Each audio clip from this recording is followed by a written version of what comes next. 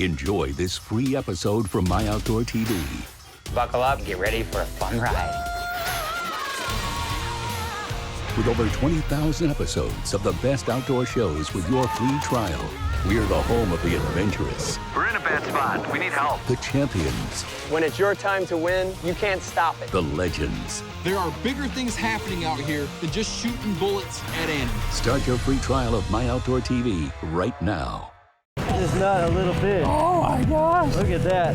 Folks, I tell you what. Well, you know you're having a good day fishing when Doug Stange is hooting and hollering. Man, this is what it's all about here. Part of this awesome far north fishing experience.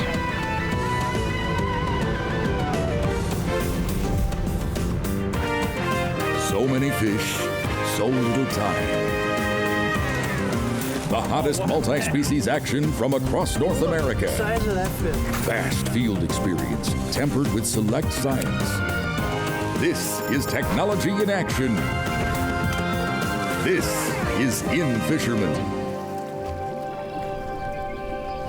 And this is In-Fisherman in the field, in action. I'm Doug Stange on behalf of the In-Fisherman staff. Middle of winter and I'm in Florida fishing. It doesn't get any better than that. On today's show, we're going to celebrate last season by taking you to some of the greatest fishing destinations that we discovered. So sit back and dream with us, enjoy the action and the challenge of the fishing. On today's show, the In-Fisherman staff takes you into the great wide open as we travel to uncharted adventure destinations. We highlight easy access options for fine fishing on rivers and streams close to home. And we head deep into the heartland of Canada, flying in and driving to some of the finest fishing in the world. First up, let's take a modern-day read on North America's favorite sport fish, the largemouth bass. Since about the middle of the last century, the largemouth bass has been the odds-on favorite of anglers across North America. The fish is a willing biter and gives a spirited account of itself when hooked. They get big, with double-digit fish a possibility from some environments. It's a beautiful fish to behold, too. And it's excellent eating for those willing to harvest smaller fish for the table with that delicate, flaky white, mild-tasting flesh that's adaptable to so many recipes. Besides those accolades, the fish is widely distributed across North America. Never hurts to have the fish of your dreams available right out your back door. We might take a moment to look at this marvelous creature swimming down below.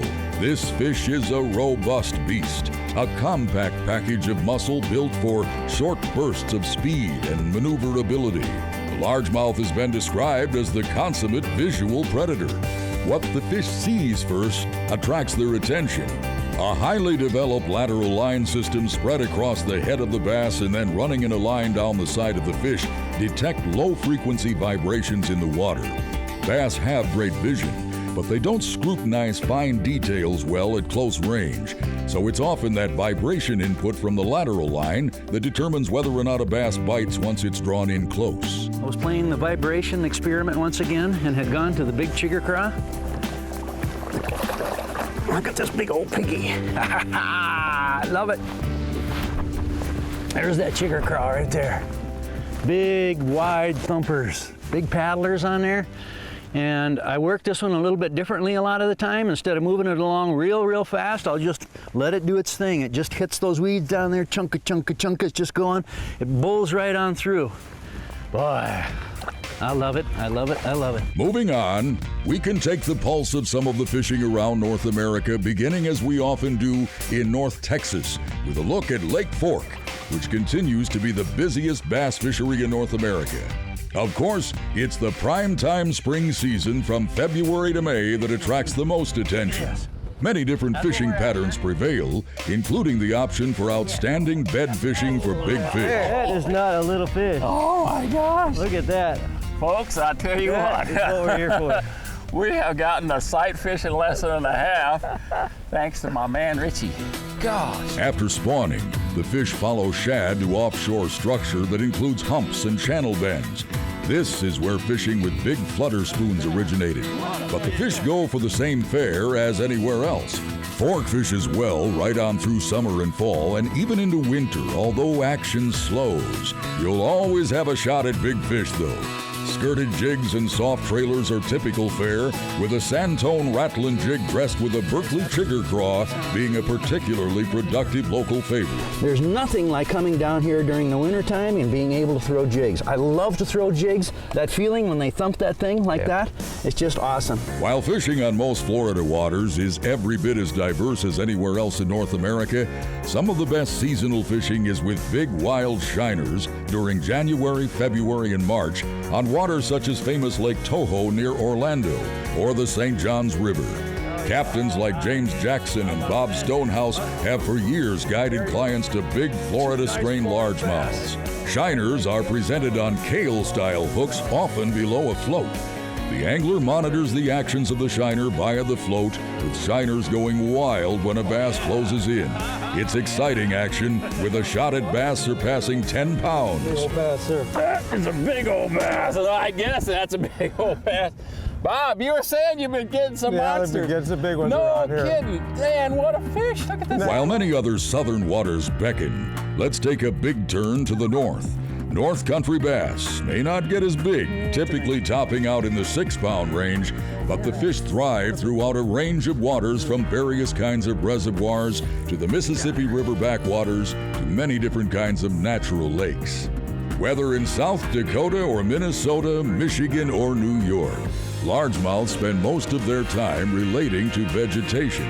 Now, sometimes it's emergent vegetation like hard-stem rushes, but most often it's submergent vegetation where bass hunt along deeper-lying weed edges, often holding in pockets or along specific stands where two types of vegetation meet. Anglers grind spinnerbaits, blade jigs, and crankbaits over, through, or alongside this cover.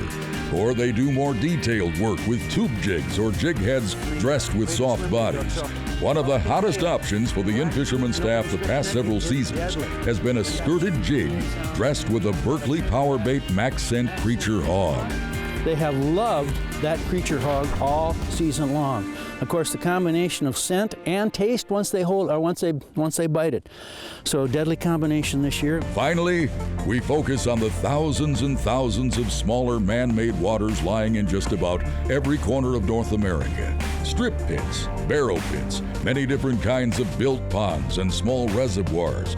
These waters have been vital in expanding the range of the largemouth bass and offering fishing in areas that otherwise didn't have a lot of options. The Giant Goose Ranch complex near Canton, Illinois, just south of Peoria, is a perfect example. Today, a thriving cabin community exists around more than 40 reclaimed coal mining strip pits, many with bass intensively managed to produce exceptional fishing. Look at that. That's the proof right there. Given the popularity of the largemouth, it should be no surprise that fishing for them fuels much of a thriving fishing industry. Magazines and digital sites, YouTube and television, fishing tournaments, and an industry that produces everything from boats and electronics to fishing lures. The backbone of it all is a feisty fish and the everyday anglers that love the challenge of catching them. Oh, you got him.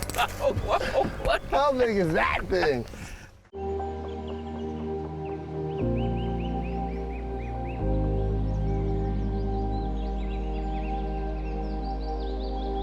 We hope you've enjoyed this free episode. To continue watching, start your free trial now.